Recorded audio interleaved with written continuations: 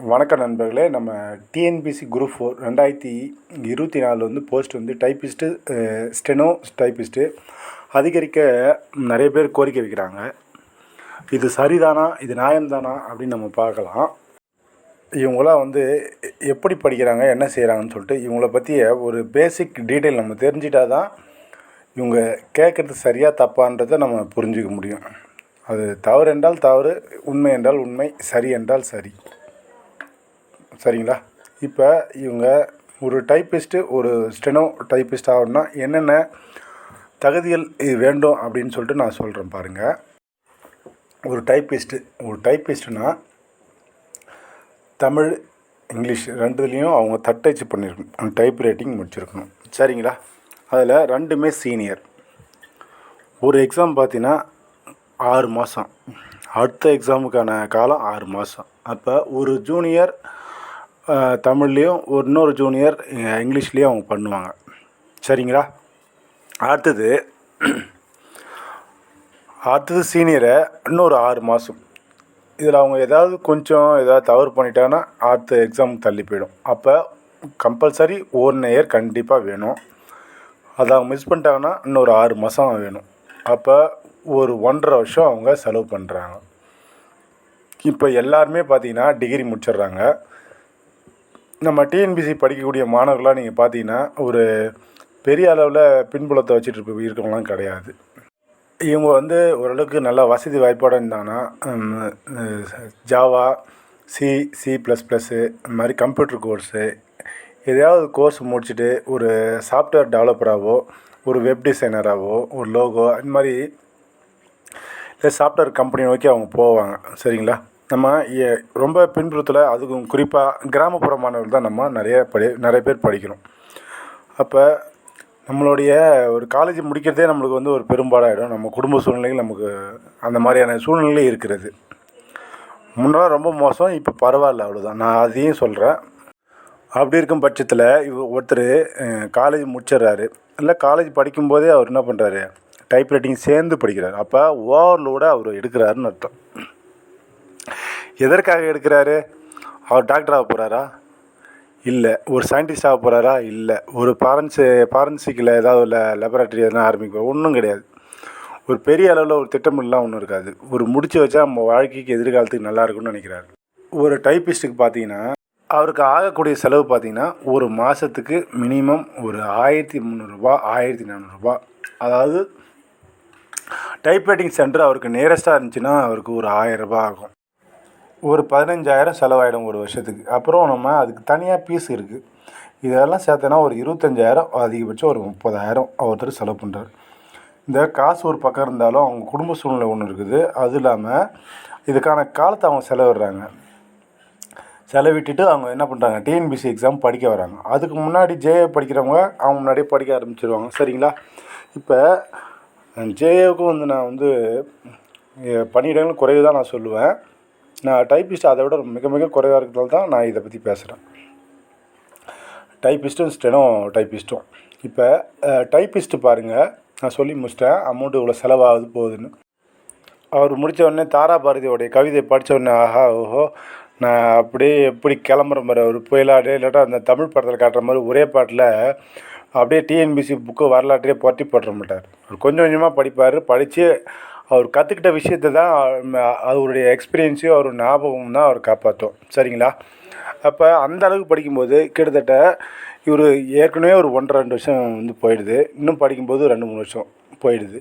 இப்போ அவர் கிட்டத்தட்ட ஒரு கல்யாண ஸ்டேஜுக்கு வந்துடுறாரு. இந்த வேலை கிடைச்சா நம்ம வாழ்க்கை நல்லா சிறப்பாக இருக்கும் அப்படின்னு நினைக்கிறாரு. இந்த வேலையில் அப்படியே பெரிய அளவு சம்பளம் கொடுக்குறாங்கன்னு பார்த்தீங்கன்னா கிடையாது. ஆனால் போதும், நமக்கு வாழ்க்கையை ஓட்டுறதுக்கு நடத்துறதுக்கு போதும் இந்த ஊதியம். அதனால தான் அவர் என்ன பண்ணுறாரு, ஒரு லட்சிய கனவாக வச்சுக்கிறார். அடுத்தது சுருக்கெழுத்து தட்டச்சார், அதாவது ஸ்டெனோ டைப்பிஸ்ட்டு. ஏன் நான் இதெல்லாம் நான் போட்டிருக்கேன் அப்படின்னா, ஸ்டெனோ டைப்பிஸ்ட்டு போட்டு போகலாம்ல அப்படின்னா, எனக்கு என்ன தெரியுன்றது உங்களுக்கு தெரியணுன்றதுக்காக தான் சுருக்கெழுத்து தட்டச்சர். இது 1, 2, 3 வரைக்கும் இருக்குது. சரிங்களா? அதனால தான் நான் சுருக்கெழுத்து தட்டச்சர்னே போட்டிருக்கேன். இங்கே பாருங்கள், இதில் டைப்பிஸ்ட்டு இவங்க ஏற்கனவே அவங்கள 1.5 வருஷம், அந்த 1.5 வருஷத்தை இவர் கண்டிப்பாக எடுத்துக்குவார்.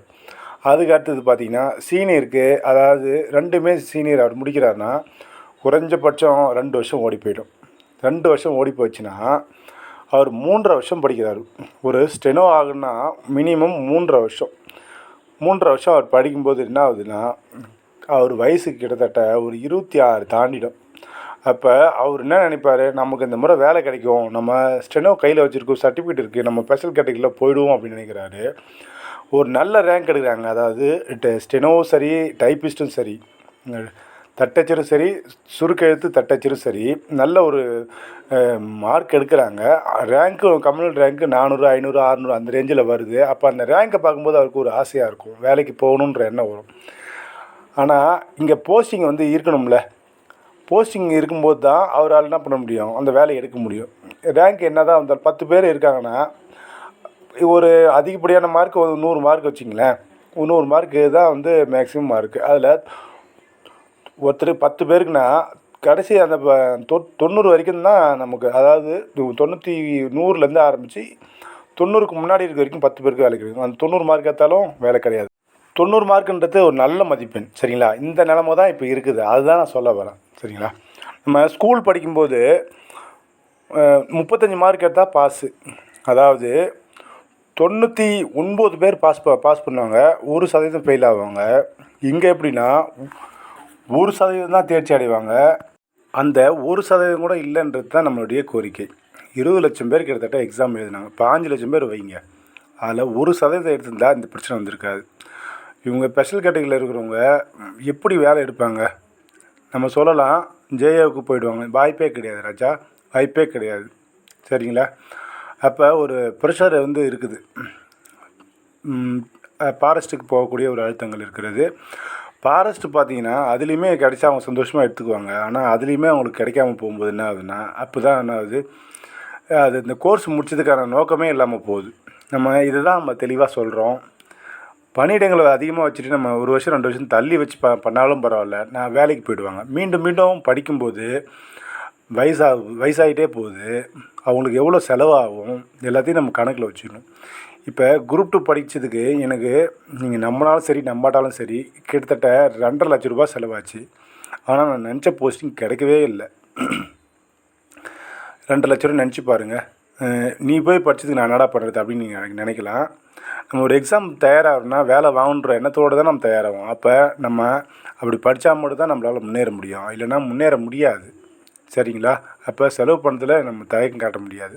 அது மாதிரி தான் நிறைய பேர் செலவு பண்ணிவிட்டு இப்படியா வேலை கிடச்சிடுன்னு உட்காந்துட்ருக்காங்க. ஆனால் இப்போ பணியிடங்கள் குறைவாக இருக்கிறதுனால வேலை கிடைக்காத சூழ்நிலை ஏற்பட்டுள்ளது. இதெல்லாம் வந்து யாருமே வந்து என்ன பண்ணுறது கிடையாது, சொல்கிறது கிடையாது.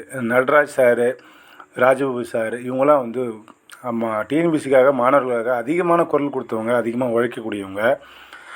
ஆனால் மற்றவங்களாம் இருக்காங்க, நம்ம முன்னாடி தமிழ்நாட்டில் வச்ச மாதிரி ஃபயர் டெஸ்ட் பேட்ச்லேருந்து டயர் டெஸ்ட் பேட்ச் வரைக்கும் போடுறாங்க. ஏன்னா அவங்களுடைய அவுட்புட், அதாவது ப்ரொடக்ஷன் பண்ணிட்டாங்க, ஹார்வெஸ்ட் பண்ணியே ஆகணும். அதாவது ஒரு நெல்லை போட்டுட்டுனா அதை ஹார்வெஸ்ட் பண்ணி எடுத்துகிட்டு வீட்டுக்கு வந்து சேர்ந்தால் போதும். அது வயல் எப்படி இருந்தான்னா போனான்னா அதுக்கப்புறம் ஓட்டும்போது பார்த்துக்கலான்ற எண்ணத்தோடு இருந்தால் நீங்கள் நல்லா யோசிச்சு பாருங்கள் நண்பர்களே. நீங்கள் உங்களால் வந்து மறுபடியும் நீங்கள் டெஸ்ட் பேட்ச் போட போகிறது கிடையாது. ஏன்னா நீங்கள் நல்லாவே படிச்சுட்ருப்பீங்க. அப்போ நீங்கள் ரிவிஷன் பண்ணால் போதும். அப்போ உங்களால் என்ன ஒன்றும் யூசேஜ் கிடையாது, அப்படி அவங்க நினைக்கிறதுக்கான வாய்ப்புகள் இருக்கிறது. அது மட்டும் இல்லாமல் ஆண்டுதோறும் பார்த்திங்கன்னா காலேஜ் முடிச்சுட்டு ஸ்கூல் முடிச்சுட்டு ஏதோ ஒரு டிப்ளமோ கோர்ஸ் ஏதோ முடிச்சுட்டு என்ன பண்ணுறாங்க, டிஎன்பிசி எக்ஸாம் எழுதுகிறவங்க நிறைய பேர் இருக்காங்க. அப்போ அவங்களுக்கு கோர்ஸ் ரன் ஆகிட்டே தான் இருக்கும். அப்போ புதிய ஆளுகள் வரும்போது அவங்களுக்கு ஸ்டூடெண்ட் அதிகமாக வராங்க, வேலைவாய்ப்புகள் பற்றி நம்ம எதுவுமே எடுத்துக்கிறது கிடையாது. இதுதான் உண்மையான காரணம்.